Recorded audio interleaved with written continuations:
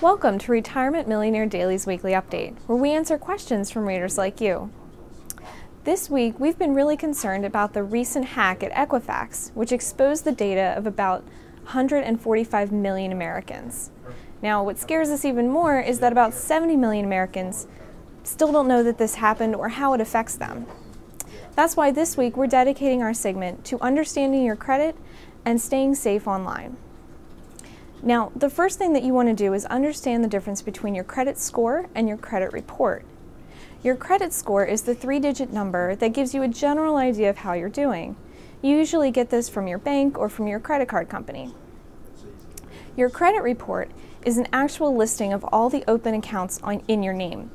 That includes everything from your credit card histories to bank accounts to loans and mortgages and other debts.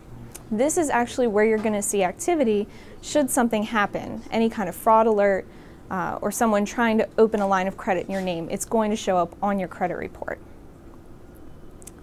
Now, yesterday we were going to film this and say you should go to the EQUIFAX website to see if you were part of the people affected.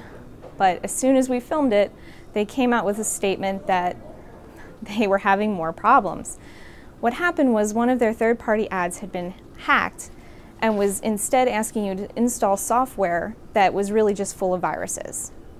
So we want to take a moment and say that although the page has been taken down, it's a good reminder to always practice good online security.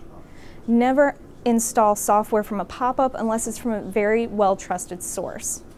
One of the things I do is if I get a pop-up saying I need to install something, I actually go to, say, the Microsoft page.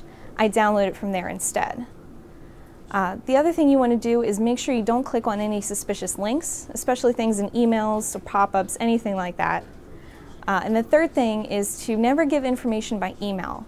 That's a really common method of getting things like social security numbers, bank account numbers, addresses, things like that.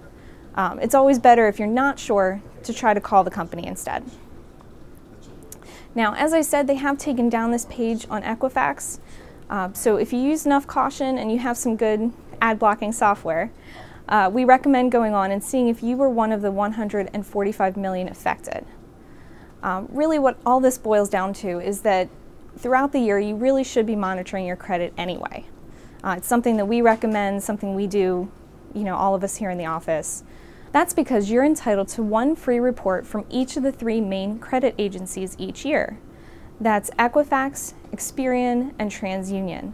We have all their information here on the screen. In addition to your credit report, you also want to keep an eye on your FICO score, the 3-digit number I told you about earlier. And as I mentioned, you can usually get this from your bank or your credit card company. Now, understanding your credit score and your credit report and keeping an eye on it is a great habit to get into. It's vital for your financial security. That's it for today. If you have any more questions or concerns, send them to our feedback line. Like, share, and subscribe, and we'll see you next week.